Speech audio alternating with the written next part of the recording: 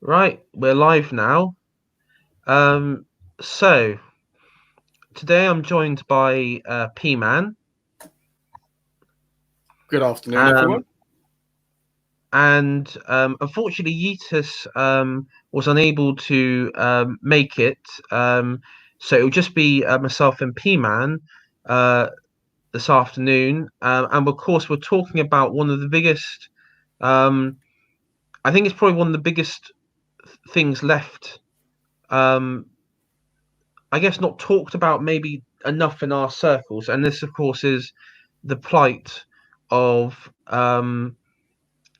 people living in places like Wales and Scotland, um, and even Ireland, who have to put up with something more insufferable than your run-of-the-mill socialists or communists, and this, of course, is um, LARPing nationalists, these boomer Celtic nationalists who will, on the surface, wave the flag, claim they care about the country, but in reality, all they do is basically parrot socialist talking points, and as in the banner that you see below, suggests they basically LARP as nationalists. So, P-Man, what's your thought on this? Um, I mean, it. These kind of nationalists. I mean, like you said, in Wales, Scotland, or Ireland, they are the most pathetic nationalist movements I think I've ever known. They literally their whole nationalist identity is just hate the English. That's all it is. They don't even like their own cultures. Like, have you seen that example, for example, of that Plaid advert where they got the woman with the burqa? Yes, I have seen. I saw. Yes, I've seen that one. Um, I mean, this is the thing because I mean, I compare the Plaid advert to the UKIP. I don't know if you see it. There was one a few years ago. It was like UKIP Wales, and literally they went to place in Wales where they would be speaking the language, the proper language, Mm-hmm.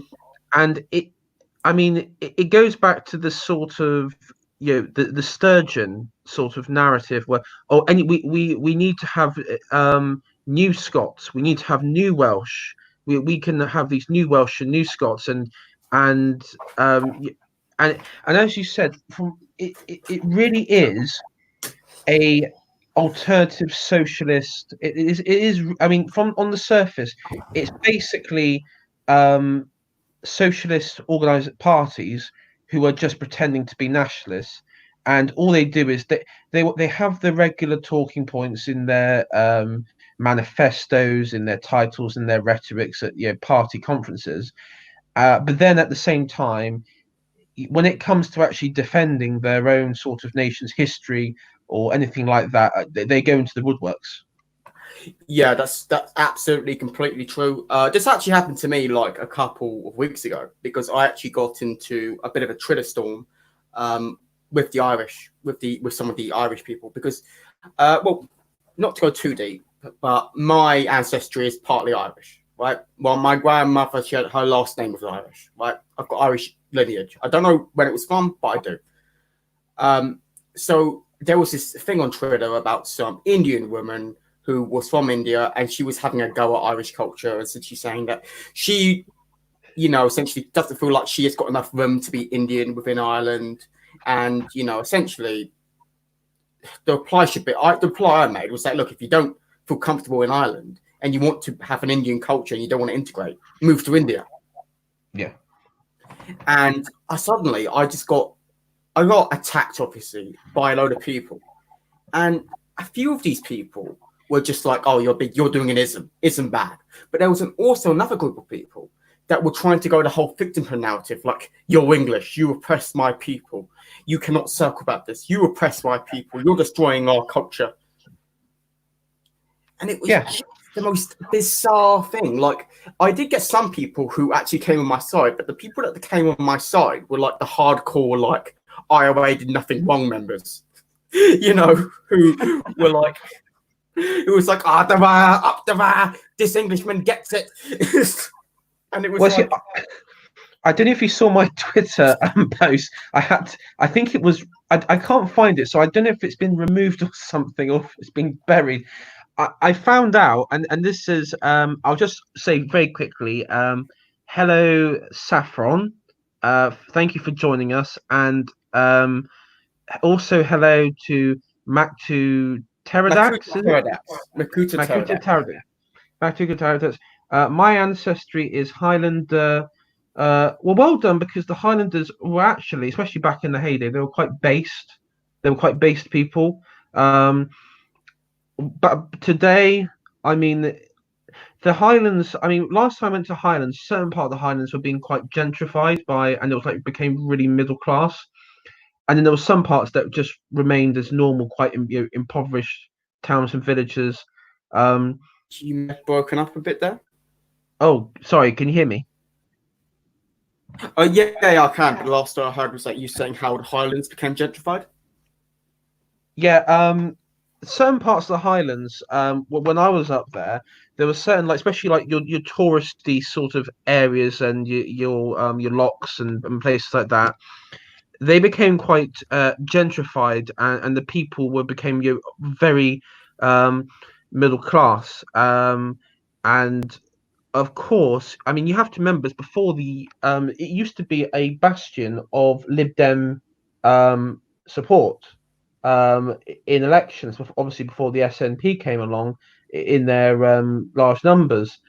Um, and obviously, in recent times, the SNP have taken over as the largest party in those sort of regions, the Highlands. Um, and We'll probably get into that, because there's actually an SNP councillor who resigned and basically quit the party, and basically she basically said it's been taken over by a bunch of middle class out of touch tossers and such. And so I'll find that article a bit later, because we have a read of that, see what she says about it. I do. I do need to ask. Makuta pterodax is in the chat. I believe it was him I was talking to in a deep plot. Apparently, there's one constituency in Scotland that is like incredible. Oh, hello. Hello? Yep, okay. Hello. Well, apparently there is one constituency in Scotland that is incredibly based. And apparently there is like one village in Scotland that had the highest leave in the entire country. Yeah, that is, I know that because I've been up that region, and it is it's in the northeast, and it's I'm gonna try and pronounce it without making a fool of myself. I could point to it on the map, but it's kind of one of the Yeah, places. it's I think it's Banff or Banff and Buchanan. Yeah, And I it's think yeah, it now that was the one area of Scotland that voted to, because this is the thing, when you hear like the narrative being pushed by the Nicola Sturgeons and Labour and Lib Dems and all that sort of thing, oh Scott, that nowhere in Scotland voted to leave. It's like, well, actually, you daft bitch, yes, that one constituency voted to leave. Now, if it was done on a constituent basis, that particular constituency voted 55% to leave. And the funny thing is, this used to, now that was one of the places where the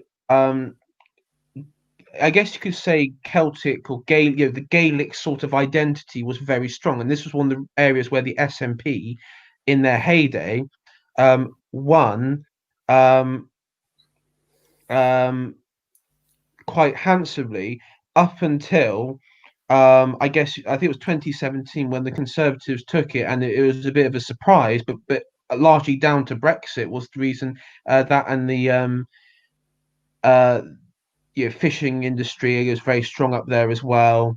Um, and so the sort of Eurosceptic feeling, obviously, because the SNP became the pro EU party, very pro EU party, and they sort of alienated a large section of their traditional voters.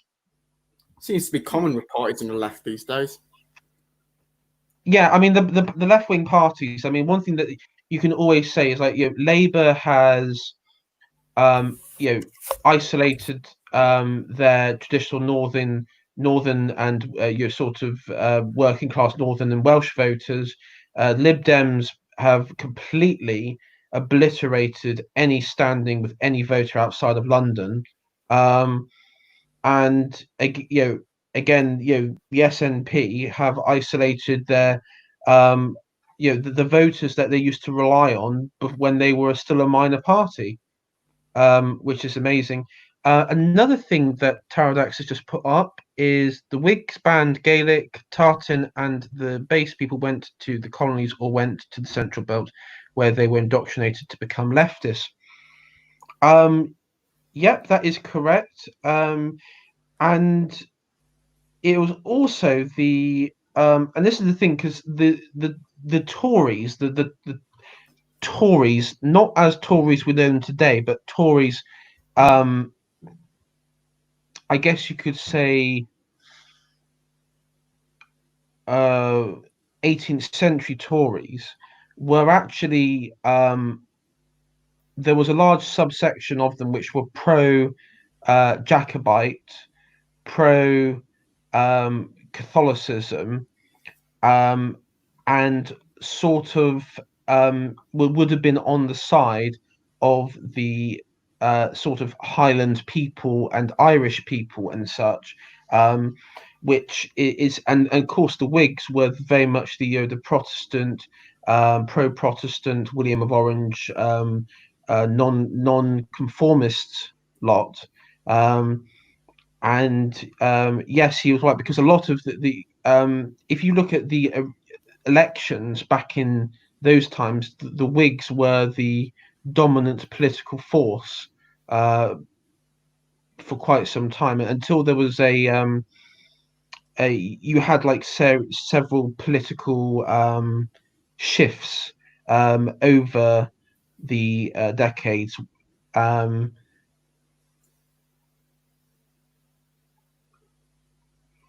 which resulted. I think the obviously the modern day Conservatives came in as when Robert Peel, as we know it today.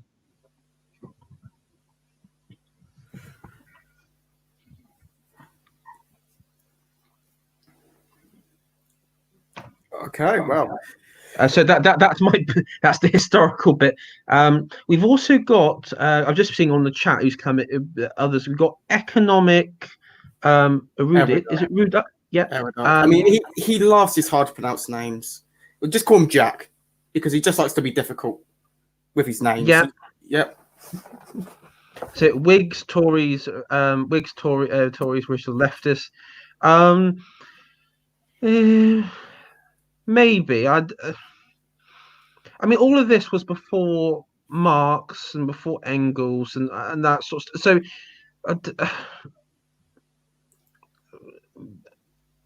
no, maybe I don't know.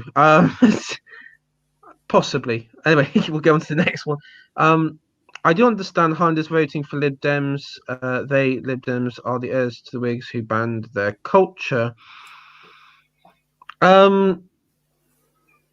Yeah, I mean, I think a lot of it was down. A lot of it was down to the shift in the 19th century, because you had you had the Tories, which became sort of the establishment, sort of Protestant pro union party, and the Whigs, which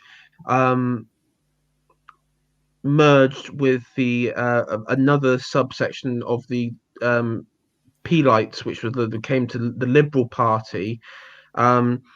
So there was quite a shift in the political spectrum, and I thought also, because I remember Liberals were quite pro back, especially back in those days, were pro localism. So maybe, and also because if you look at the Highlands, I mean, it's very rural place. You have very sparsely populated towns and villages. Maybe that's why they did quite so well. When it came to why would they vote them, because of they were the ones that banned the culture. I think maybe the clans that were affected by that were probably shipped over to America or defeated in Jacobite rebellions. One would imagine. That's probably the only because I know a lot were shipped over to the New World.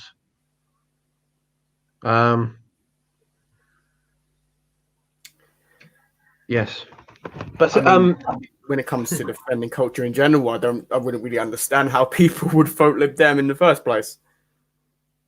no, no, I'm afraid I wouldn't. Anyway, it's 15 minutes in, so I've promised myself that today we try and get through the sort of um what I set out for this to be. So with that, with as few distractions as so please stop me if I go on a historical tirade or something, because we'll try and get this through as soon as possible. I've actually got some pretty decent things up. I got something on the Free Welsh Army, the Celt, which I, I mean, the Free Welsh Army are probably the most. I'll just bring it up very quickly because I just want to show you what these sort of people were about. Um, all right, can you see them? Can you see it on screen? Yes, I can. Yeah. So this is the Free Welsh Army, and as I said, the Boomerism, sort of the cult of Boomerism, which exists in Celtic nationalism. I mean, okay, this is my evidence number one right here. I mean, just look. Oh, I mean, just look at this. Why they got? What's this kind of like fist they're making? What is that? What on earth? Is this some Well, kind remember of this is the six. Okay, remember this is your 60s, right? This Okay. is your 60s. You had in America the civil rights. You had the sort of decolonization of European empires, and so you had like the power symbol. I think this is like their version of the black power. So this is like Welsh power sort of thing. There's, Welsh power. Um, God, but they've even done it wrong because I thought we were supposed to put it in the air, and they've just kind of like done like Hitler salute, but with their fists clenched, like they're kind of like doing a fist bump. well, I mean, this is the thing. I think Oh my they are. goodness. Look at the look at this. This I is mean, true. this is so much. God.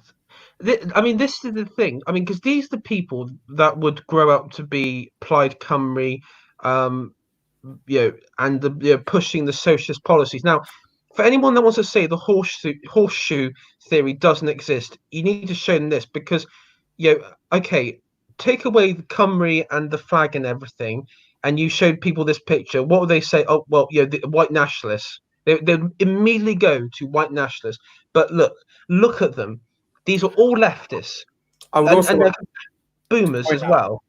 the guy on the right with the eye patch. He is making soy face. This may be the I, oldest picture I've seen of someone doing soy face. Look at him. Look at the guy behind him, though. I mean, look at that fucking creep. What's he doing? He's just sort of sniveling up behind him, and it. Oh my god! I just saw that person. Is that even a person? That looks like a bush. Or he's got glowing eyes. I think what happened was when they took the photo, he realised how ridiculous and how stupid that they would look, and he sort of snuck behind them, thinking, "Oh God, I hope my face isn't in it completely." Um, and remember, while we joke about these lot, they actually did cause quite significant damage in the day because they would go around setting fire to cottages in Wales which were owned by either English landlords or rented out to English people for holidays. So this wasn't like some innocent um, lovey-dovey group. I mean, here we go. Yeah, and this is the thing because Celtic, the Celtic pan-Celtic nationalistic boomerism which exists is about as dangerous as Black Lives Matter, um, and it's something which has been allowed to sit, stew for quite some time. Um, and I mean, and this is it. It's, it's so cringeworthy. It is because I don't know. It's just something about the way they look. They don't even look like they would be. Because I've never heard of this organization before, so I'd assume they didn't actually dare ever do anything. Did they actually ever commit a terrorist attack? Did they ever attack anything? Because they got weapons and they're Well, army of soldiers. I'm just trying to think. Um, I remember my dad saying something that they tried to set explosives at a dam or something, and they ended up killing somebody, and then it sort of all fell apart after that. Um, but they were known mainly predominantly for setting fire to holiday cottages, which were, as they, English cottages, or the colonizing cottages that Oh like my fucking god! countryside. Really? Oh my! That is so pathetic. That is honestly the most pathetic form of terrorism I've ever heard. Oh, let's burn down their holiday homes when people aren't in them. Like, oh yeah.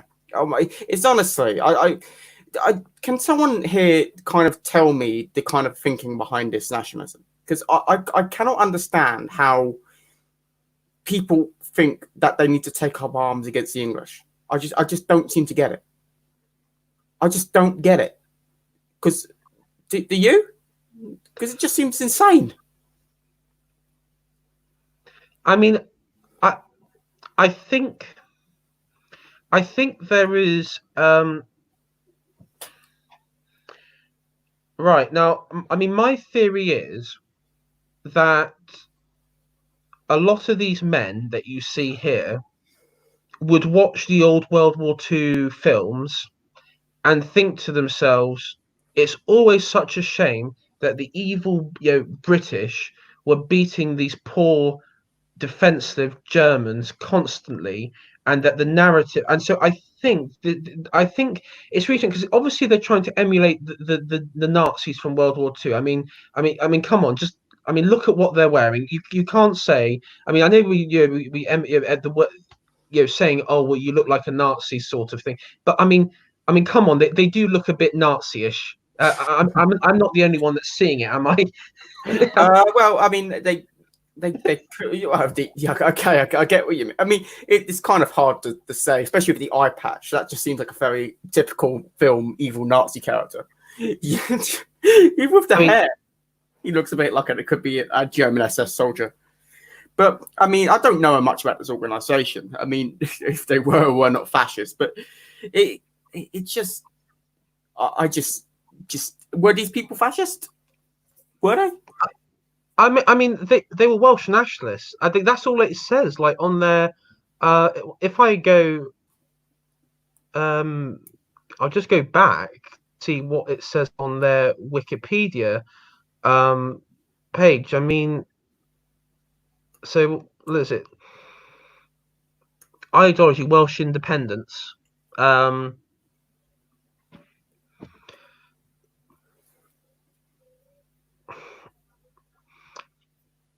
as I said, I don't know what um politically. I mean, yeah, you see, they tried to they sort of tried to yeah, here we go. So you had Welsh nationalist bombings and protests against the investiture of Prince Charles, of the Prince of Wales. um so yeah, you did have a form of domestic terrorism when it came to these Muppets. I mean, I think they were trying to emulate the IRA and the Basque separatists in Spain. um they were trying to emulate it. Um, So were these the kind of individuals, I'm guessing, that came from the areas of Wales that predominantly spoke, Welsh, the Welsh language, native Welsh language? um, Because that's what I assume. They probably think that they're because what you kind of get in with say you still get this even applied today. I mean, there's a sense of like they don't want to accept English as the language. They kind of view that as a attack on the Welsh culture. I would. I mean, there's something here saying that one of the members, I thought, had the mental age of a 12-year-old. Now, I think they, from what I can gather, they probably did come from sort of your North Wales, sort of your Celtic, very much your Celtic sort of Plaid Cymru voting area of Northwest Wales. I mean, from what I can see is these sort of people would be hippies in another life. They would be part of the hippie movement, but instead of that, they basically formed a paramilitary organisation for Welsh independence, and so this is the person. We'll just click on here. This is Julian K.O. Evans, who founded the Free Welsh Army. Now, let's see where he was. Silian Credigan. Now, this particular area in Wales isn't the most Welsh nationalist area. I know where it is. It's along the coast. It's very Lib Demi actually. I mean, there's actually a running theme going on at the moment with the Lib Dems and this. Maybe this is the final Lib Dem plan. Yeah.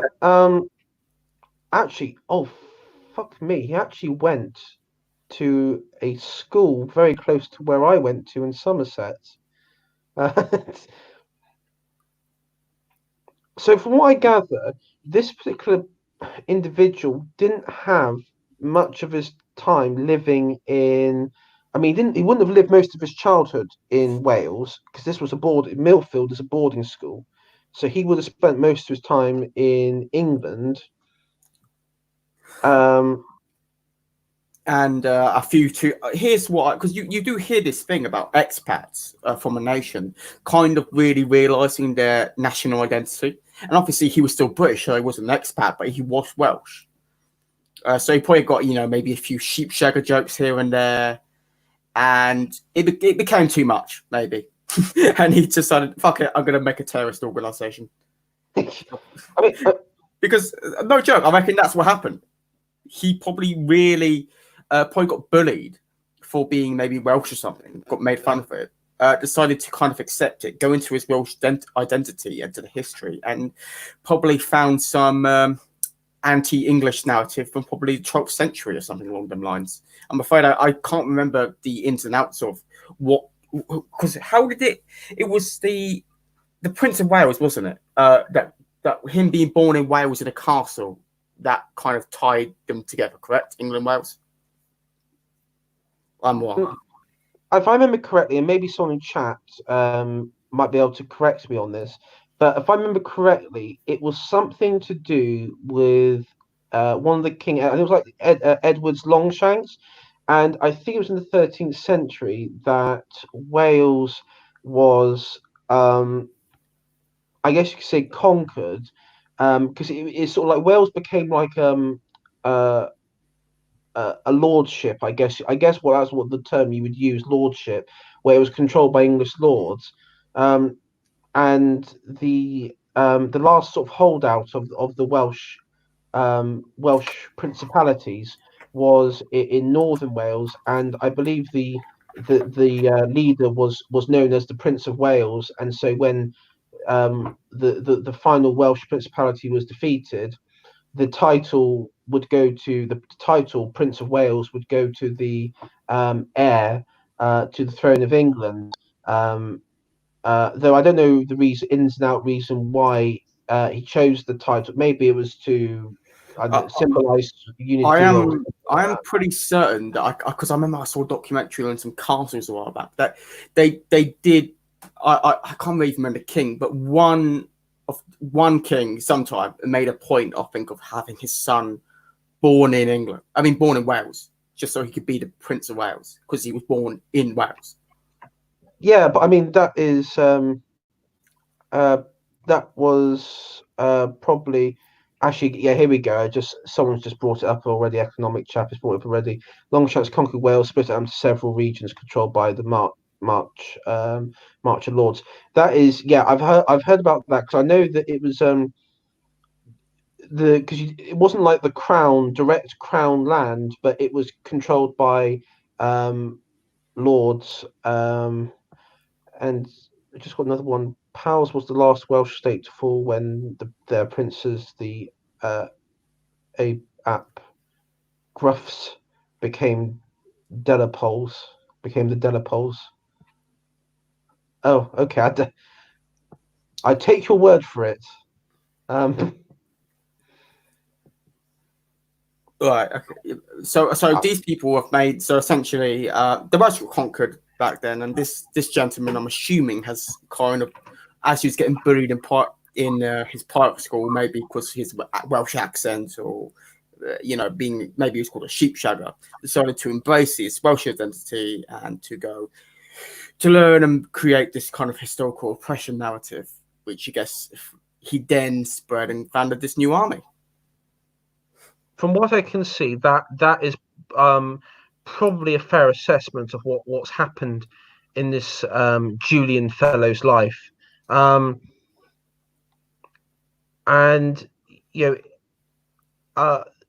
this goes back to, I mean, because remember, Millfield as a boarding school, yeah, he would have been bullied, especially back then, mercilessly because of his because he would have been Welsh. That would have definitely. I mean, I remember when I was at school, Welsh people, the Welsh lot were bullied then because they were Welsh. So yes. Well, is it good? So my prediction was correct. Nice. Yeah, I mean the Scots wouldn't be bullied, but the Welsh would be because I mean, let's be honest. I'm sorry, Wales isn't. England and Scotland are a nation. Wales is not a nation. It's a principality. It's not a nation. No matter how many times it's said on your assembly or by your politicians, it's not a nation. If it was a nation, the Welsh, the dragon would be on the Union Jack, but it's not. So it isn't, and it never will be. So yeah, the Welsh Liberation Army lasted only for about 5 years. There were many other like splinter groups after it sort of ceased, which continued the sort of paramilitary s. But I mean, their numbers they didn't like manage to, because the idea was they wanted to emulate the sort of Easter Rising in Ireland and have like a mass sort of population uprising against the quote unquote English overlords, but none of that. Yeah, it's not going to happen because there was no massive potato famine in Wales. It didn't happen. Wales didn't have a completely different religion. No, I mean, and this is the thing, because culturally, socially, culturally, and everything else, Wales was very much more in line with English society, English culture than Ireland was. I mean, if you look to Ireland, the reason why they broke away, as you said, they were predominantly Catholic. The language was more prevalent. There was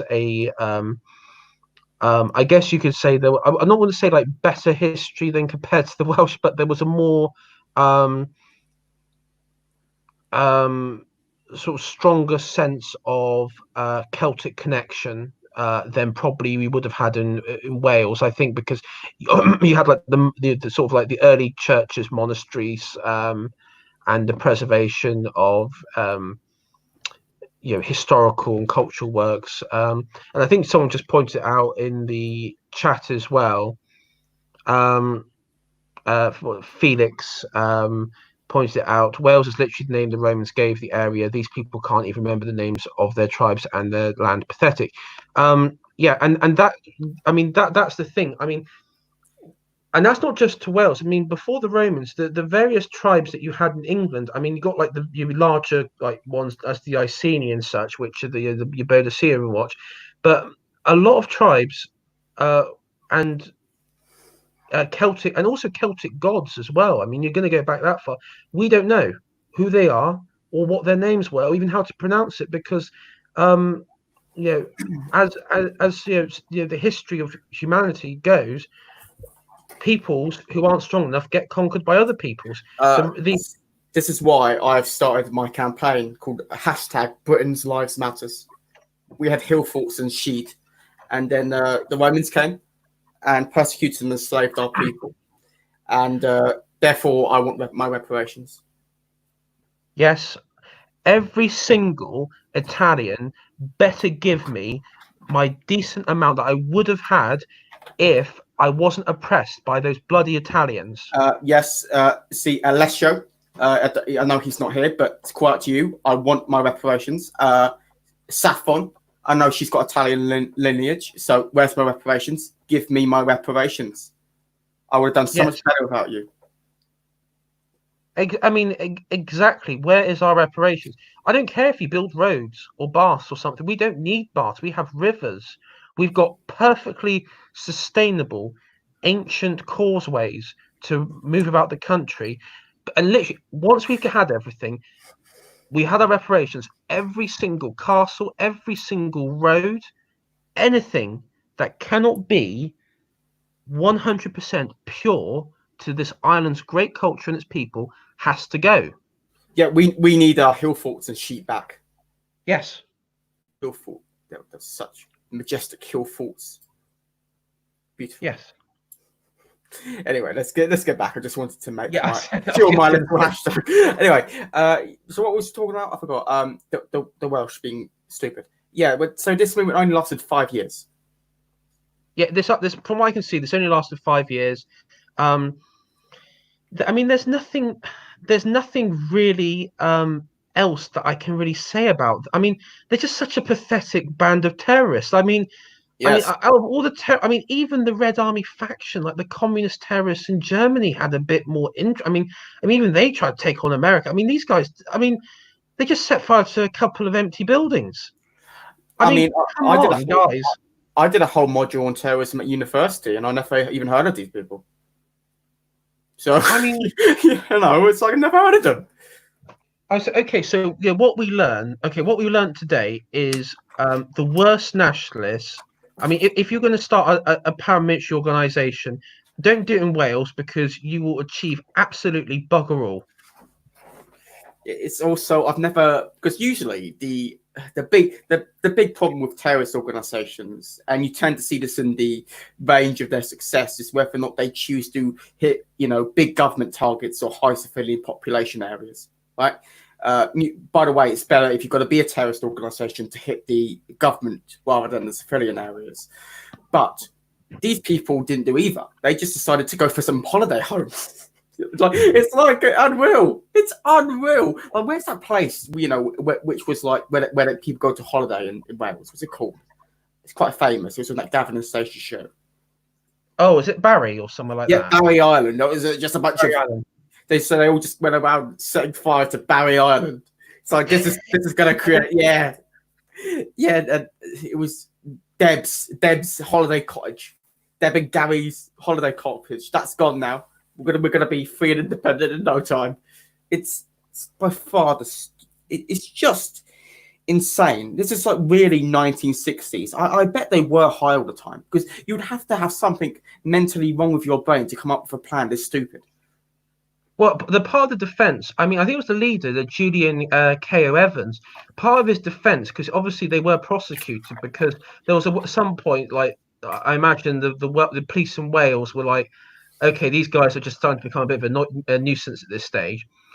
His argument was that he had the mental age of a 12-year-old.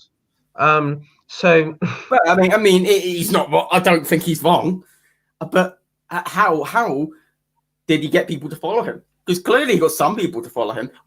Did he just go to like some mental asylum and just find some nuts? That is very possible. Okay, so what we're learning is that Welsh nationalism is sort of born from retardation. Yeah. Yes. Basically, this is what we'll learn. So this is quite an interesting development. I would say, I mean, would I say that these particular people um, had a few, let's just say, learning difficulties in the sense that they might that that to follow such a organization and probably to keep, because I haven't got any record numbers of how many people were members. I mean, they say there's like 500-600, but then there's like others that said there was like just about 20. So it depends. No doubt that there were probably a few like edgy students, edgy students in the day that might thought, oh yeah, fuck the English. Oh, we'll like have our own little mini Vietnam scenario in in Cumbran or somewhere like that. It's I mean, I think you hit it on the nail on the head. It's probably got a lot to do with maybe trying to emulate the IRA. But obviously, the conditions aren't the same as in Ireland as it was in Wales, so it just didn't work. Completely different country. Well, as you said, not even a country. Well, yeah, and that's fundamentally the thing. I think it was to emulate, but like many well, I think in many ways their failure was because they weren't a nation. I mean, I think if they were a nation or had like some unifying kingdom force, someone like which Ireland had, or some sort of form of unity, I think maybe they might have had more of the maybe more of the populace on their side, or maybe even more. But because the historical legacy of Wales was against them, the narrative wise against their narrative, because it just wasn't a truthful representation of their history. I think it's probably one of the reasons why they were unable to accomplish anything, and so they just went around burning holiday properties. Because it's honestly, I mean, it does sound like it just sounds so dumb.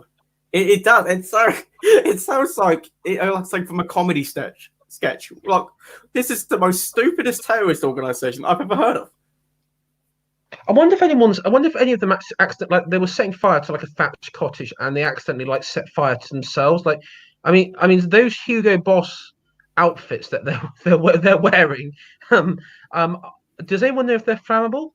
Because there must have been some like brave revolutionaries that were injured in the line of duty while setting fire to a thatched cottage. I don't know. I mean, I can imagine like they like, especially if they got the minds of like they got like the mental age of a 12-year-old, that it's like mental age of a 12-year-old playing with matches around a thatched cottage. That's Welsh nationalism in one. Man, I mean, it's a way a bit depressing for any Welsh people here, because I'm sure Wales has probably got a lot of unique customs, but it's just the fact that if you were to look at terms of who seems to try to represent these customs, they just seem to be retarded. It's insane. I know. I mean, I tell you, if I was Welsh and I knew about these, I mean, I probably any Welsh person who'd be watching this, I feel for you. I mean, because if I wanted to have a terrorist organization in my country, I at least want them to be a bit impressive. But yeah. I mean, literally having a terrorist leader, your revolutionary leader who has the mind of a 12-year-old. I mean, that's pretty sad. But I think we've been bullying the Welsh long enough now. I mean, it's just it's overkill. It was 60 years ago. Yeah, just remember that. 60 years ago now. Yeah, I know, and Plaid Cymru, and the other Welsh nationalism is, I mean, it's barely alive anywhere outside of North Wales at this stage. Yeah, no one really cares about them. They get their few seats in the little Welsh-speaking towns, and that's it. That's right. But as I said, the main show is obviously going to be the SNP in Scotland, and let's just see if Um, Here we go, and I'm going to bring up Twitter because this is the place where it's like a compilation of pure cringe boomerism, of absolute pure Scottish cringe boomerism. Ah, Um, yes. and it's so cringe work. I mean, I'd rather sit through and listen in many ways to an audio recording of white fragility, but at the same time, there's something. It's like watching. It's like what look going. It's like watching an Attenborough sort of documentary. I mean, it's like watching your nationalist boomer in its natural habitat. So just have a look. Let's have a look at this, everyone. Right. So can Eject. you see? Right. So English scum out now. Right. There you go. Yeah. All English colonists in Scotland, get the fuck out. Well, I Out. think that I would assume that they're trying to. But property's got a lot more expensive south of the border because people want to live here. And possibly now there's something that has been raised is Nicola Sturgeon is half English, I hear. So maybe this is more of a maybe this isn't what we think, but no, probably more likely this is English scum out now. Um, Now, oh yeah, here's the image from the thumbnail to this video. I mean, what the fuck are you doing, Grandpa? What the fuck are you doing?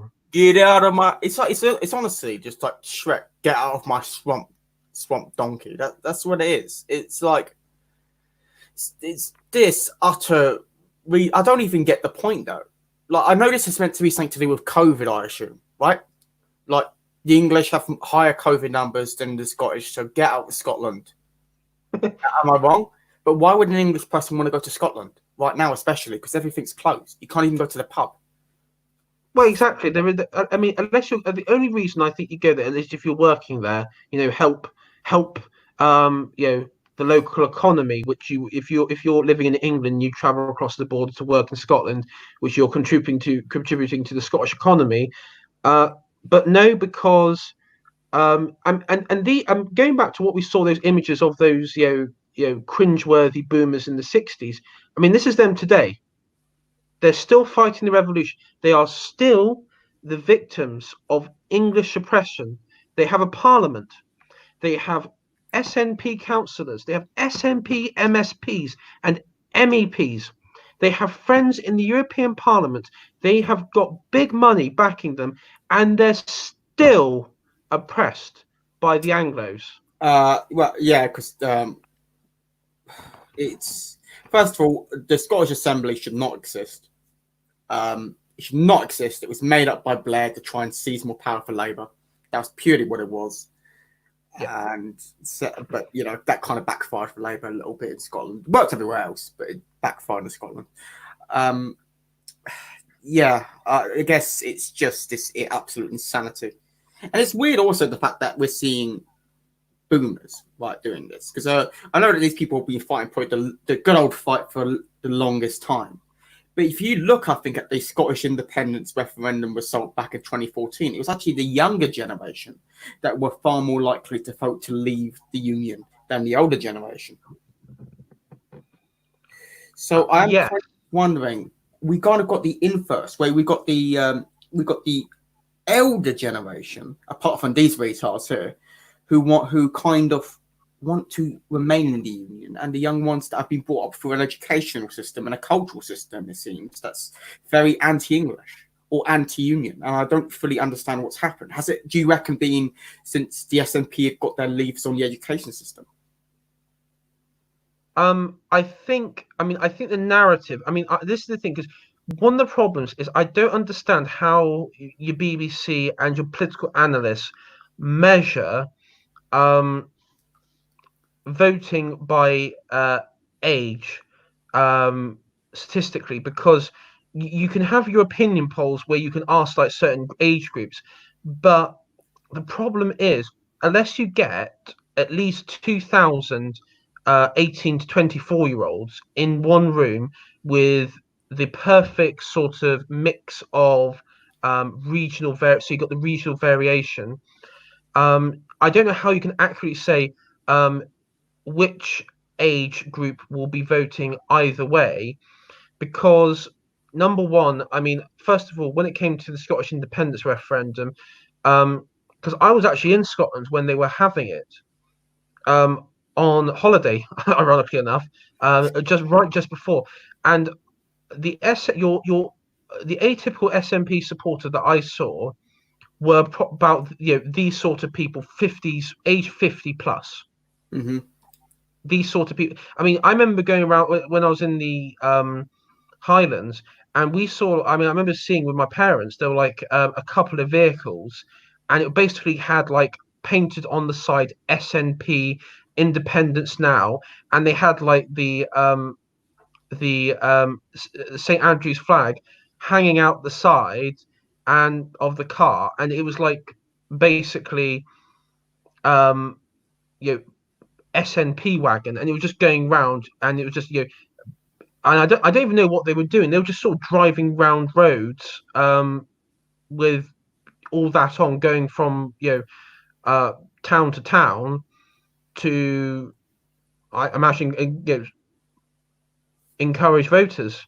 But I mean, and this is the thing, because I do believe that in many ways your core SNP voter is probably 40s to 50s, and then you have possibly the next sizable amount would be in your 70s, because these are the sort of people that you see on protests. Now, if I just go back to um, this, and we just sort of scroll down, then we'll see a bit. We'll see a bit more. We'll see. Okay, so here, have you seen this one, P Man?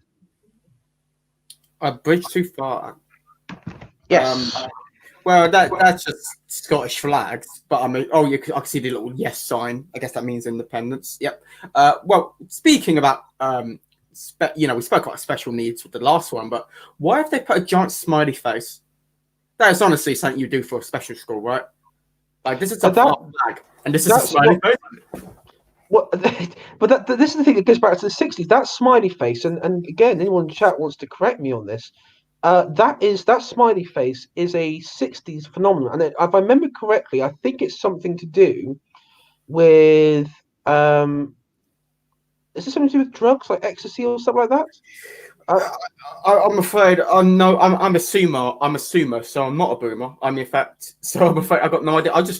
I've always just associated that smiley face with like special needs. Well, yeah, it probably is. I mean, I think that's a safe assumption to make. And again, Scotland meant to be having the best social distancing. Where is it? Also, you might notice the flag here, the black one. Now, I was informed by a reputable source that this black salter was in fact a symbol of not just your run-of-the-mill Scottish nationalists, but in fact ethno-nationalists. Wait. So you got a bunch of ethno-nationalist Scottish people who are against their fellow white Englishmen, or is it England? Is England too brown for them now? What is it? Well, I mean, she's covering. I mean, I don't. You would have to ask the lady on the ground holding it. From all I heard, it wasn't just Scottish independence wasn't enough. It had to be ethnically independent as well. So one would assume that obviously one would assume that they wouldn't be exactly in the SNP, or maybe they are. Maybe the SNP are just all massively secretly ethno-nats, and we just don't know about it. No doubt. That is a doubt. Yeah. Well, then again, I mean, the truth is, they say anything to win votes. I mean, they have their one, like, what's it, that one like Asian SNP member, and I mean, well, no, Yeah, Scott member, and he was just annoyed Scotland is so white, so he that's it. just Hamza Yusuf, is it Hamza Yusuf? yeah, I think that's him. Yeah, Yeah, I mean, the guy he literally declared war on whiteness in Scotland. I mean, well, there you go, mate. Look, it's right fucking there. Just you got an arrest. She's waving a fucking ethno-nationalist flag. Go and arrest her. I think they would probably like to, Yeah, but again, they got this tight line right now. But if they got power, they would arrest her. I'm certain of it. Because let's be yeah. honest, I mean, Nicola Sturgeon, I mean, they put through this law, didn't they, saying that every single immigrant, regardless whether or not they were a citizen of the United Kingdom, had the right to vote in Scotland or Scottish elections, which is just utterly insane. There's literally no privilege to being Scottish under the SNP. And the question is, and you're right, but do these people know it? Are they okay with it? Because, I mean, I'm just looking at them, and they don't seem to be the sort of people like. I mean, let's just say if a million English people who were let's just say a good portion of British citizens from Brixton were to suddenly migrate up to Scotland, do you think these people would be okay with it? What you mean? Given the The certain demographic that tends to live in them areas in London. correct, the bear in mind because they are technically British citizens and they have English accents. So obviously, from the Scottish nationalist point of view, they would be considered English. Would these people be okay with it? It would honestly make their heads explode because, for one, it's beautiful diversity, and of course, they can get more. They can get more of them fabulous grooming gangs, that they're very jealous we've got in England, or Yes. far more in England. Where on the second, they got Englishness about them. They at least got a little bit of Englishness about them because they were born in England. It would honestly make their heads explode. I don't know. How are they going to cuck? I don't know. I don't think they know. In fact, one thing that I noticed about all these pictures of all these boomers just standing around there waving the flags is they look really confused because at the same time, I think a lot of them are stuck in this time warp where they think, the Scottish nationalism of, let's say, the 1950s and 60s, where it was actually a bit more right wing than it was today, than it is today. I think they sort of can't really comprehend. I mean, that guy, he looks very bitter. He's a very bitter man. Yeah, I mean, they both kind of look like God. They just look like the kind of people that would really just yell at kids that playing outside. Like, the type. I mean, I guess when you was a kid, you probably got yelled at a couple of times for doing nothing wrong. It's that kind of people. Yeah. Just missable old people. There we go. Here we go. Yep. Another ugly face of racism supported by the SNP. I do think there's a clash coming because you got your, I mean, the SNP is a very white party, and that is a problem. That is a massive problem because it is projecting whiteness at an amazing rate. I mean, even the sign is white, and that is definitely a dog whistle to the white nationalists that obviously populate the majority of this island. Oh yeah, but it's interesting with the SNP because they even said about changing their name from nationalist to, because apparently nationalists got certain racial connotations. Well, I think they should. I mean, there is no excuse for this. This is 2020, and there is no excuse to have the word nationalist in anything anymore. I mean, I cannot believe the SNP are still clinging on to such a outdated term. I mean, it is beyond shocking. I mean, they need to have. I mean, Hamza Yusuf, you need to get down there, and you need to have some diversity training stat because these guys, I mean, they're out of control. I mean, there you got racists running around using the word nationalist, flying flags, and projecting severe whiteness. It is out of control. You need to sort it out right away. Here's the thing, though. They were talking. There's a lot of talk, isn't there, about building a new Hong Kong in the Highlands, Yep. and I reckon it's going to be that's going to be another dilemma for Nicola Sturgeon, because I've got a feeling that these Highlanders, these new Highlanders, I don't think they're going to be voting for the SNP. No, because I mean, you've got a lot of based, um, free market, um, union flag waving Hong Kongers, and I mean, Nicola Sturgeon wants new Scots. We're giving you new Scots, Mrs. Yeah, Sturgeon. they're not brown. Well, they're not, but I hear they are minorities, though. They are, but they're the wrong type, because you see, they do not have grooming gangs, right? They will not build. They will not probably try to tear down Scottish churches. They will probably not want to destroy the Scottish culture. They probably will just want to get on with their lives and maybe make some cash and start a business like they do in Hong Kong and be left alone, or maybe even want to get involved. Who knows? It's going to be really hard, though. It's going to be really hard for Nicola Sturgeon. I do feel for her, if this happens, because again, what's she going to do? What's she going to do? I don't know. Well, she won't be able to do anything. One of the problems with the SNP down the road is that at this moment in time, they've sort of trying to play all sets of society in Scotland. She sort of got them.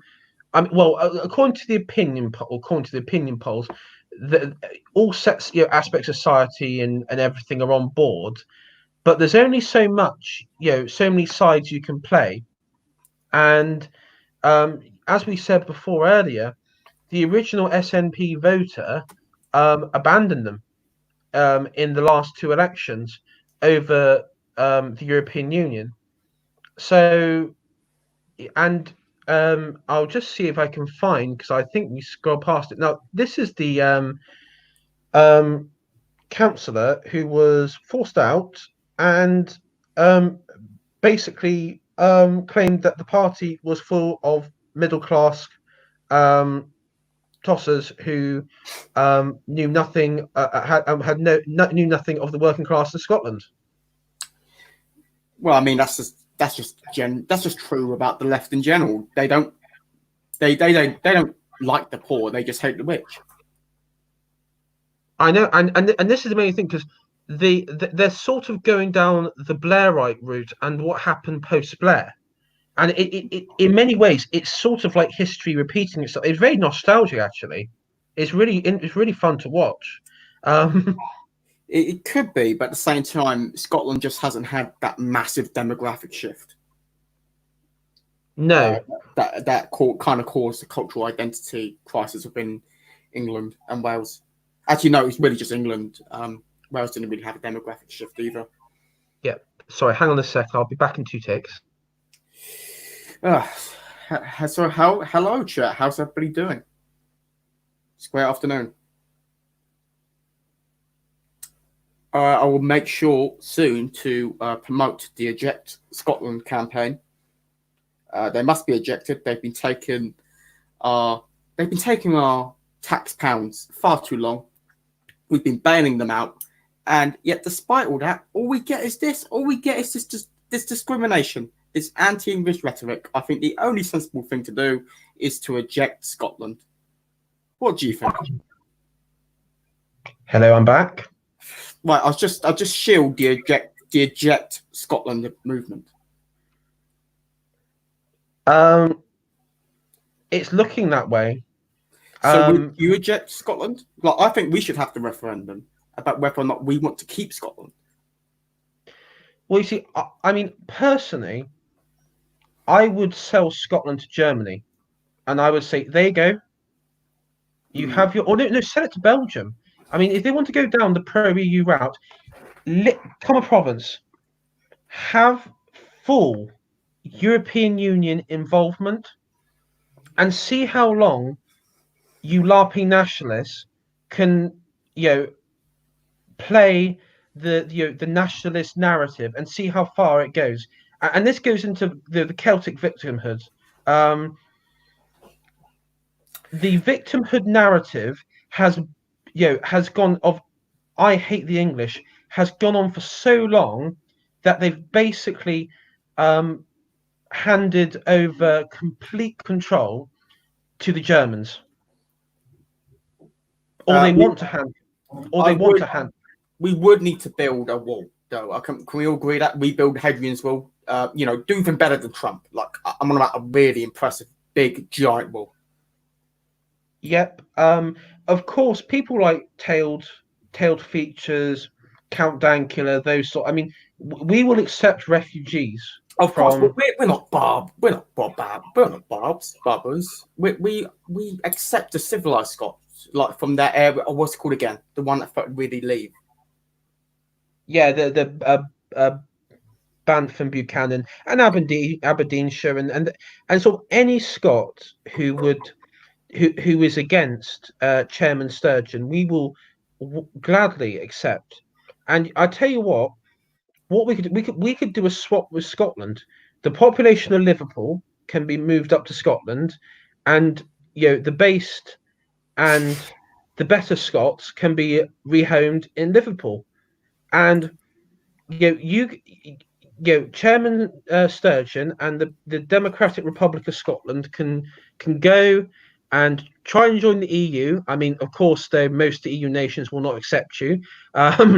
I think it's been said today in several papers that it was in Scottish papers that Nicola Sturgeon has found that I think every single EU nation would vote against Scotland joining the European Union. So, as I said, in many ways, I want to see what would happen in a post-independent Scotland. I mean, I want to see how far it descend into Somalia. Very far. In fact, what I would do is that you said you'd trade it with the population of Liverpool. I'd trade it with the population of, let's just say, a certain demographic in places like Bradford, London, Birmingham. Send them there. They want them. It can be that, what's his name, the SNP. He can get more beautiful diversity in London, not London, in Scotland. He can get more of it. See? And everybody's happy. Yeah, I mean, that is what they've been asking for. I mean, did you see that Sargon? I think it was a Sargon video where he basically had like a compilation of the Scottish Parliament talking about the sort of statues and the street names of edgy Scots in the past who may or may not have said or thought or done something, or we don't know what, but who said something or done something which is considered to be wrong by today's standard. And it's basically just a tirade of them going into um, you know white oppression, whiteness, and then it just went. I mean, then it sort of ended on like genocide in the Balkans. I mean, I it was literally. I mean, I tell you what, if you wanted a campaign video against the SNP or against any Celtic movement, that Sargon video would be your campaign video, because I tell you what, it was basically Hamza Yusuf and the members of the SNP just declaring war on Scots, on Scottish people. It was like, your whiteness is the problem, and we're going to end it. I think you're completely right with what you said before. I mean, it would just be absolutely insane to see Scotland become independent. I mean, can you just imagine? I mean, think how much money England gives to Scotland to keep it afloat. Well, when I say England, I just mean like even basically just London and the home counties. And if they would lose all that, they still run a massive budget deficit, especially now with COVID. Yeah. And their debt would be so high and the deficit would be so high that they would not be accepted into the European Union. And even if they would magically, then how would that solve any of their problems? Well, I mean, like institutions like the NHS wouldn't be able to continue. I don't care what you say about raising tax. You can raise taxes as much as you want. You wouldn't have an NHS because, or you'd have an NHS where it would have to be a insurance-based system like you would have in Germany. So where it wouldn't be free at the point of delivery, you'd have to pay for it. So some stuff like the NHS and free prescription. I mean, the reason why they have free prescriptions in Wales and in Scotland and Northern Ireland is because of us here in England, and as you said, in particular, the southeast and the home counties. That's the only reason they have it. Exactly. And by the way, Jack in the chat, I will make my case for the home counties in soon. But yes, you're completely correct. They just wouldn't be able to afford it. It would honestly be if they were going to balance the budget, they would have to implement a very strong austerity measures. Oh, yes, absolutely. I mean, in many ways, it might actually they would have to be like the most libertarian the state they would have to get rid of, as we said, the NHS, university funding, free universities. That would have to go immediately.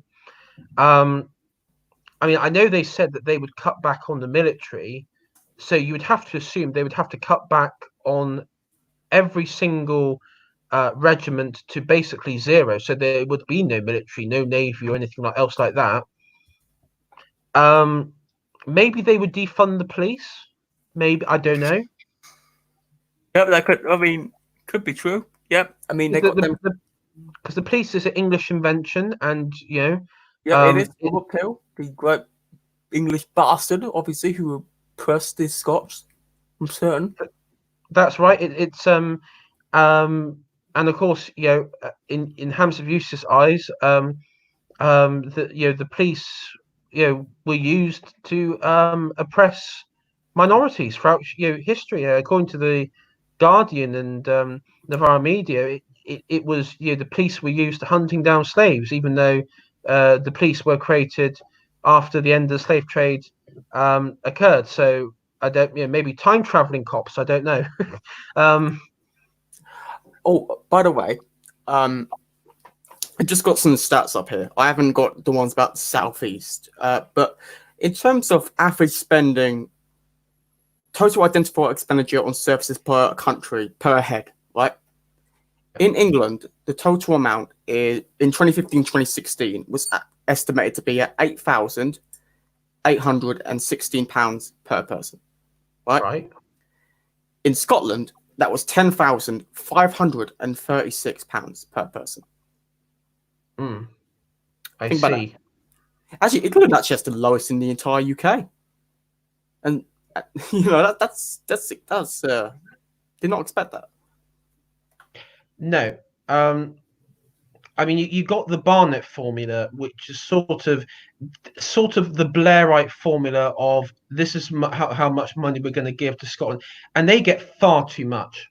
I mean, per person, they get far too much.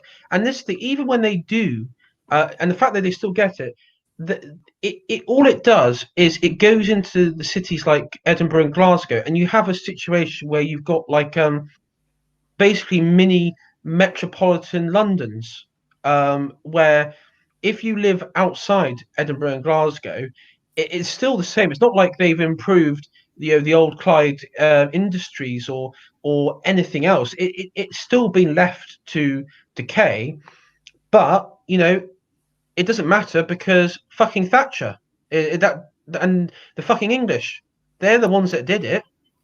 Yep, of course. I mean, it's just mental. If you look at the figures, it's just mental.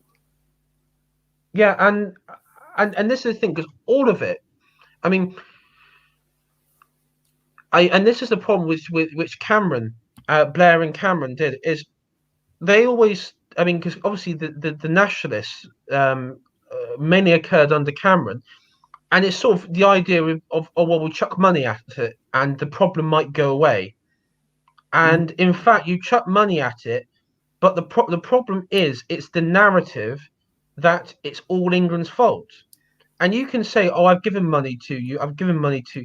They don't care. It's historical injustices. It's the Celtic victimhood. Mm-hmm. And I can also see by the stats, actually, got some different stats here from the Commons Library. Is actually the lowest spending per person is actually it's in the southeast and the East Midlands, £8,601 per person. Yeah. In between 2018 and 2019. So it's and I know that the southeast produces a surplus, but I know that. So again, it's that whole thing of the southeast and home counties being the oppressors. Yeah. I mean, yeah. Of course, your seaside town of Clacton, for Mm-hmm. example, is a very much benefited from its colonial history, and you have manors on every street, and it's like gold-plated roads, and of the the hard efforts of the Scots and everyone else that the Yep. evil British have caused great hardship for. Yep. And Um, Margate too. Margate must just be a beautiful paradise, obviously. yeah, and it's it of course. um of and again, the Celtic victimhood narrative, it's um us against them, and this is why, I mean, I think with like the border, the whole border thing that's been going on, it I mean, it's definitely we hear from Sturgeon, we don't want to politicize um the COVID crisis, but yet her SA shock troopers are on the border, Mm-hmm. and it's basically fuck off England, go back home. And I just want to say a quick shout out to Nathan Hood, who informed me on Twitter that he lives in Berwick upon Tweed, which is on the English part of the border with Scotland, and he said one thing that has been missed by a lot of people is that we had loads of Scots coming across the border in minibuses to our pubs, and then he says we get told we're not allowed to go the other way. Locals not happy at these antics, and that is another point. We opened the pubs first. We opened the garden centres, pubs, and all that sort of stuff first, and you know Scots were able freely to come across to England. Now, could you imagine in places like Berwick upon Tweed or Carlisle or somewhere along the border there, if you had English, I guess English nationalists or the equivalent, standing there with English flags saying, "No, jocks, go home. You carrying infections." I mean, could you imagine something like that occurring? Yeah, I've never seen the English Democrats do anything like this. Well, and this is the thing. The media, we're told that the English Democrats are a far-right fascist institution. It's like, well, how are they? They're meant to be the equivalent of Plaid Cymru and the SNP. Okay, so they're far right. What does that make the SNP then, Mr. BBC man? What you're telling me that these are fascists? What the hell does it make them then?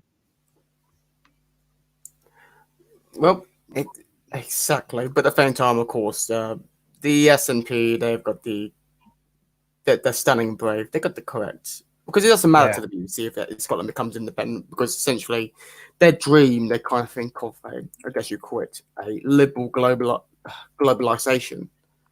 Yeah, seems to be perhaps far more possible to be continued in Scotland if it does become an independent nation than in England.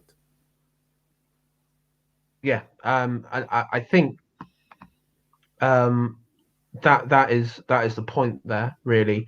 And I guess probably the final bit that I think just economic. Consider population density in the southeast is insane. Revenues, and I'll just ask P-Man, those statistics, does that include? Because I know London, when we talk the southeast, London is obviously considered its own region in many ways, is because again, population. But the stats were just of Southeast. It didn't include London. It didn't include London. London was its own separate region on spending. Okay. What's the population of the Southeast excluding London then? Is it about I'm not sure actually. It wasn't on the stats. It just had spending go ahead. So I know like Scotland is about like 5 million, I think. So if I just go southeast England. It does say also on the ONS website that the London's, the Southeast, and East of England all had net fiscal surpluses. So, and I did say that the Southeast and the East of England had the lowest spending, of any region in the country, and they have put surpluses into the national budget.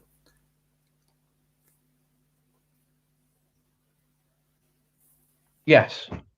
So essentially, and I don't know the exact revenue, but of course, I know it's high, but I just can't find the statistics here. But I believe it is just behind London in terms of revenue gain. So the Southeast obviously creates probably a huge surplus, which it just sends to the rest of the country. I would say so as well. I mean, I would say Buckinghamshire, Maidenhead would be the top ones. Maybe Whitney as well. Those would be your top ones. It is the probably outside of London, because it's also tends to be the kind of people who tend to live in the Southeast these days, and I can tell because I live in Kent, and there seems to be a big change in who lives here now because of the HS1 line compared to even about 10 years ago, because you get a lot of people who let's just say don't like the way London is now for varied amount of reasons, so tend to move to towns where I live, right? And they still tend to work in London. So again, all that wealth and all that spending is then now here. Yeah. I mean, how many people? Hang on a sec. We've got on the screen here. So Southeast surplus is £2,244 per person. Southeast. Okay. Good. Okay, that does not surprise me. That's an insanely large amount of money. Yeah, that is. I mean, if you compare that, I mean, I doubt even the southwest comes even towards half of that, because I think with the southwest, it's definitely it's considered very much retirement area. So it doesn't have. I mean, Bristol may be close to that figure, but again, I wouldn't like to guess. According to the ONS, the only three areas that make surpluses: London, East of England, and the Southeast. That's the only regions of the UK that put any surplus. But that means essentially that if the Southeast was its own independent nation, then it could have the same. Actually, it could have about the same spending as Scotland. That is right. Oh, hang on a sec. You've got the Southwest as well. Yeah, so see, economic erudite, he's managed to find them stats. Can you link them in the chat, Jack, at all? Because I'm just interested in general to have a look over them. Yeah. I say, have we got are we able to see over time the surplus over the years to see the changes if it has been? Because I would guess from a certain time period onwards that it became more centralized in southeastern London than anywhere else. What you mean? Because because I remember that back in 2014-15, Farage was really having to go with the Barnett formula. And he was even using phrases like, "Oh, the English are spending all this tax to chuck all their money over Hadrian's Wall." Yes, and you had Sturgeon who would say on TV, "No, Scotland is always paying its own way," when quite evidently it's not. Because if you did, you wouldn't need the Barnett formula and everything else. You wouldn't need it. You'd just be able to raise the revenue yourself through your Scottish Parliament, which you're unable to do. And that's the thing, because you never hear the nationalists. I mean, they talk about, okay, they want more powers for this, for that, but they don't usually talk about powers, economic powers, Hmm. um, devolve. They don't tend to talk about it, which is something that's always interested me.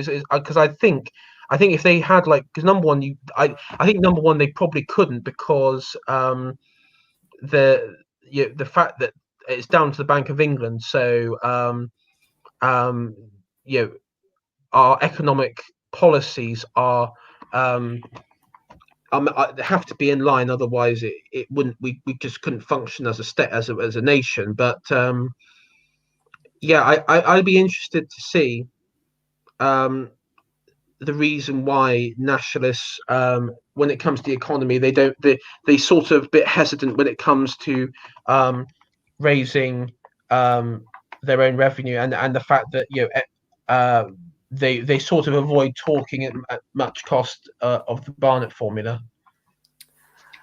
Yeah, exactly. I remember it was about Nicola Sturgeon was going on about how Scotland raised more taxes. Well, you can Dan, raise taxes, but that means nothing if you've got if it mean you can raise your taxes, which is fine. But as we've pointed out, if the if it doesn't create a surplus or anything like that, it means nothing, especially in independent Scotland. right? Okay, I've just sent you the link to the stats. Oh, yep, got it here. Okay, I'll just bring it up on screen.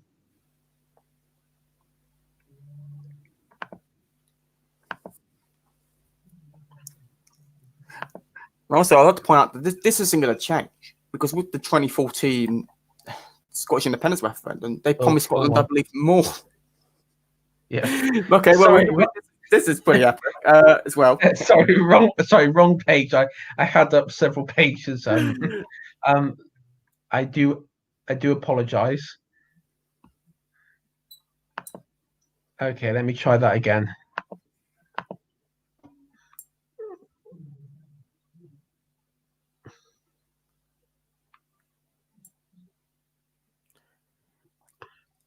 All right. All right, here we go. So yeah, London obviously has the largest amount of surplus. That's essentially just because of the finance sector, I assume. Yeah, that I mean, if I had to guess, that would probably be the city of London in one go, near Mm. enough. That'd be the city of London. Southeast of England. Again, I would say that probably is also, as we said, a legacy when it comes, a sort of a knock-on effect because of London, because of those who work in London in the city would live in the southeast as well. Um, I don't know if maybe tourism, possibly. Yep, there's obviously people tend to. I think there's certain monuments and stuff in the southeast. I mean, Yeah, like your Dover Castle and things like that. People quite like to go to. You get the Port of Dover. You got a lot of people coming in from Europe because it's just so accessible. yeah, and East England, again, they're just above, so that would be I guess would that be like your Norfolk and Yeah, yeah. around that area? Yeah, Mhm. East Anglia. East Anglia, that's correct. Yeah, so that'd be that sort of your area, and then of course UK. I guess that's UK as a whole, Hmm. minus 632. So Um, that's our deficit, I assume. that's our yeah, that would be the deficit. And of course the um, Scotland. So no, see, I would be thinking Scotland would be um, slightly higher up in many ways, especially higher than Yorkshire and the Humber side region. Um, Obviously not. I think it's simply that Scotland probably does provide more tax revenue into its services than the North England or Wales does. Yeah. Um, I mean, Well, still, it's still poor. Still, look at the numbers. It's extremely poor. You know, especially we was talking about eject Scotland, eject Wales. Look at that. oh yeah. So obviously we'll go down to the heavy hitters down the bottom in a sec. But yeah, I mean, um, obviously, I mean, and this goes back to the last election. Now, obviously, you have Boris. He's going around saying leveling up, leveling up. Well, this is the sort of places that Boris needs to. Boris will. He says we will need to be leveling up and leveling up.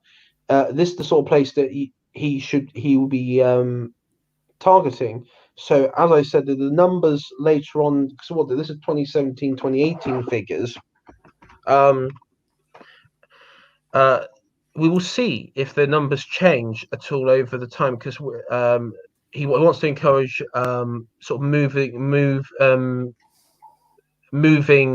the centre from London out into the rest of the regions. Don't know if that's going to happen. If it does, then I guess that would be a positive for the Conservatives because it was sort of stop Labour accusing them of not fulfilling the manifesto promises and prevent Labour from winning back in the north. I think that would definitely prevent Labour winning back in the north later down the road. Look at Northern Ireland though. Now that one does surprise me because I thought we're just subsidising Northern Ireland really. Yep. Completely. Again, Northern Ireland. Again, that is surprising, in a way, but I guess it's not because I've never really known of a. I don't know a single. Does anybody here know a big business that has its headquarters in Belfast? There was it Airbnb? Was that? Oh, do that? Well, just thinking about it, I don't know any. I know a few in Edinburgh. No, I mean, I can't think of any to be honest. I mean, the only thing that I can think of I mean, Northern Ireland, again, they have very high tourism. I know they filmed like a lot of Game of Thrones there.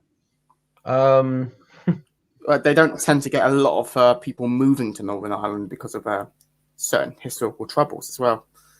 Yeah, and it's again, going back to Celtic Boomerism.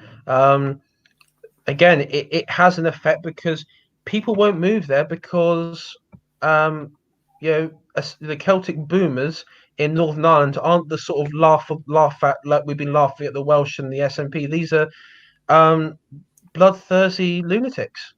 Yep. When it comes to effectively outsiders, I mean, if you are as an Englishman, I could probably go to the Union Street and be welcomed fine. But if I walk down the wrong street, then I could easily be killed. Well, that's the thing. That's the risk. I mean, because I don't know Belfast, Northern Ireland. I mean, you could drive into especially in the rural areas, you could drive into one village and you'd be fine. Drive into the next, and then you're totally buggered. But I mean, that's the risk you take.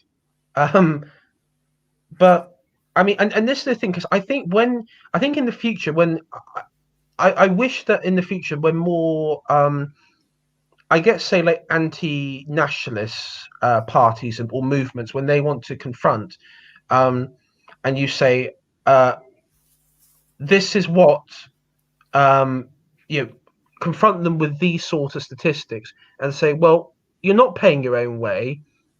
In fact, London and the southeast and the east are sort of subsidising the niceties that you have, like the free universities and the free subscriptions, and also the wacky policies like the named child policies and everything that goes on. And that's the thing. And one of the problems we got in this country is that in many ways, we are funding these wacky nationalist policies. That is true. However, if we were to point out, they're just going to turn around and say, well, the problem is that London or England has taken all the wealth. Yeah. I mean, I think that would be what their fallback position would be. It would be England has stolen all the wealth, and that's why we also need independence. What home counties? I agree. Home county supremacy. Yes, yes. Wasn't there a chap a few years ago who was like caught in the home counties, like stockpiling like World War I, like guns and like and such, and tried to reactivate like a Browning or something, and it was like some regional struggle. I remember hearing about it. No, I've never heard of that, but that guy seems extremely base. Just imagine that. That's like the best. That's like the good. That's like what I would assume he's probably from the silent generation, not the boomers. So you would just get a bunch of like 80-year-olds with World War One rifles just storming. Where would you storm? Storm Maidstone? Where would be the capital of the southeast? Canterbury? I think what you do, you have to storm Maidstone, but you'd have to like to get yourself noticed. You'd have to raid Brighton and like raise it to the ground. Oh Like, yeah, Alexander the Great, no. do what Alexander the Great did, like with Thebes, where basically it was like, well, to set an example to all of you, I'm going to just completely wipe out entire city from the face of the earth, just so you know that I'm not fucking around. Oh yeah, I forgot about Brighton. That's in the southeast, isn't it? Of course it is. Yeah, that's the west. That's just terrible. It's literally the worst place in the entire southeast. Yes, it is, and I mean, Brighton is. Brighton is basically, to any viewer who isn't, maybe even because I am getting American viewers, to any American viewer, Brighton is basically San Francisco. It's San Francisco, British San Francisco. To sum it up. Yep, that's a good thing. That's a good summary. I can't really. I can't really describe it too much without probably getting the stream and entire video. Yeah, I have got a color code that I can use, and certain people may understand it if I can find it quickly. Oh, go for it. Yes, there's a lot of purples. The purples dominate the Brighton. There's a lot of purples. They do all very, but they're the really bad type of purples. You know how we're fine with purples, but they're the bad purples, the really annoying ones. Yes. Yeah, basically the purples, and of course the purples will come to the aid of if I get this coding right. The purples do come to the aid of the greens a lot, even when the greens don't realise it. Yes. The purples and the greens have a very strange alliance. It will blow up eventually. We kind of saw a bit of that over some education laws, but we'll have to wait for that to happen. But then again, due to the demographics of Brighton, I reckon, of course, it's much more of a purple centre than a green centre. Yes, it definitely is, and of course the purples have issues with certain stone structures, and of course they want to tear down these stone structures. What are you talking about? The pinks? I think Saffron's talking about the pinks. Oh yes, the pinks definitely want to. The pinks want to tear down the statues and so forth. Possibly. And the pinks aren't very. There's not a lot of pinks in the southeast either. No, it's a good point. There's not many pinks here. Oh, I need to check up on my coded color coded victimhood pyramid thing, because I'm a bit. It's a good way to get yourself not removed off YouTube and say what you want to say. That's good. Right, and probably just to sum it up quickly, because I got to go in a minute. But just to sum it up quickly, I will also show another thing I want to talk about when it comes to Celtic Boomerism is they will not defend their own history, and this would be your classic example here, which has been going on, is the Robert the Bruce statue at Bannockburn, and as you can see, racist king, BLM, Black Lives Matter, and the SNP said fuck all about it, and nationalists did nothing. I mean, those nationalists protesting at the border, if you wanted to protest something, I mean, there it is. Your heritage, you've been called racist. What you your found one of your founding fathers of the nation has been called a racist king, and they want to tear down that statue. What are you going to do about it? Well, I mean, of course, it's a pink. It's a pink movement, so they're going to ignore it. Yeah. Because again, diversity is their strength. It's a matter if the blues, suffer, at the hands of the pink, because as long as they get their beautiful diversity, that's what it really means. That's right. There's pathetic nationalism. It really is pathetic. The fact they would do this against the English, and as if the English will really affect your identity. They're not. And then yet this shit happens on your own soil, and you just don't do shit. You absolute boomer trats. That's all you are. Just a bunch of dumb, stupid boomer trats. Yeah. So basically, what we've come to terms through in-depth scientific research is that Celtic nationalists are basically cowardly 60s boomer cucks, and we should probably call them that to their face, because quite frankly, somebody needs to tell them that they look absolutely ridiculous. But P-Man, thank you very much for joining me today. It's been a pleasure. It's been very entertaining, very hilarious as well. And I will see you all a bit later. I just got another one from Taradax. Can you show pre-Black Pill Hitchens at the end of the stream? Let me hang on a sec. Let me get that very. Beard. I don't know. Have you seen that one? Yeah. I think he sent it to me. Hang on a sec. It's his favorite picture. I mean, it is odd because it's like he's got so much hope in his eyes back then. Look how much hope he's got.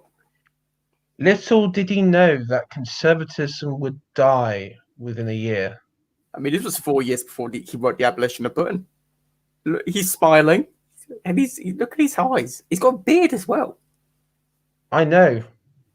So strange. I mean, that's like a world that could have been. It is. Not there. But on that note, thank you, and rest in peace, old Peter Hitchens. In the chat. Only if you knew what would come. We need to do like a before Blair and after. And after. Oh dear, Saffron's just used a naughty word in the chat. What? No, I'm sorry.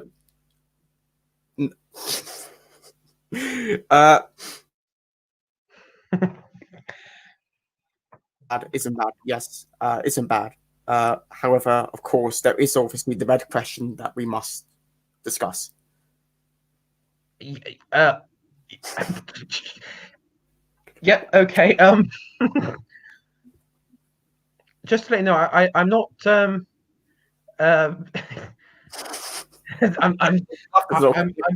I disavow any comments in the streams which isn't bad. Isn't really bad. Isn't terrible.